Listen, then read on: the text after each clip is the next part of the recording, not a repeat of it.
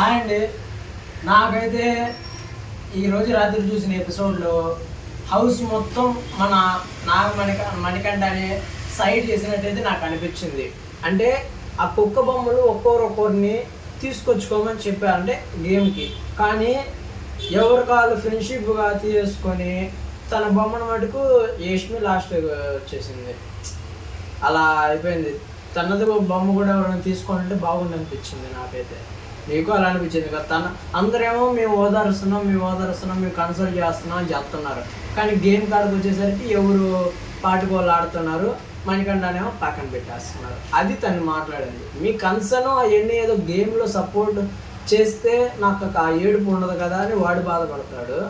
వీళ్ళేమో మేము కన్సల్ట్ చేస్తున్నాం కదా, నీ గేమ్ నువ్వు ఆడుకో అని అంటారు. గేమ్కే సపోర్ట్ చేయకుండా కన్సల్ట్ చేసే లాభం మీరు చెప్పండి.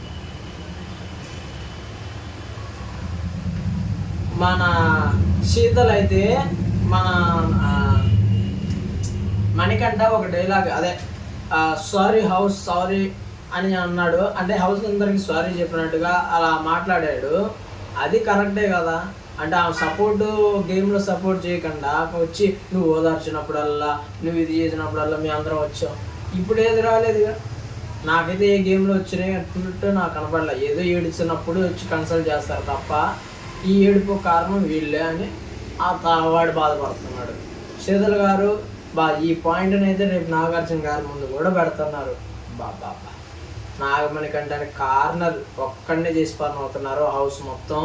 రేపు వచ్చే వైల్డ్ కార్డులు అయినా వీడు కొద్దిగా ఎవడో ఒకటి సపోర్ట్ చేస్తే మణికంఠని ఉన్నా మన ఇద్దరం కలిసి ఆడదాం ఒక ఫ్రెండ్స్గా.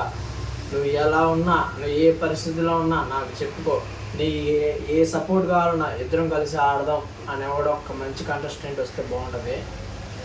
అలానే వైల్డ్ కార్డు వచ్చే వాళ్ళ గురించి మాట్లాడుకుందాం నెక్స్ట్ వీడియోలో. ఈ వీడియో నచ్చితే please like and share and subscribe చేయండి.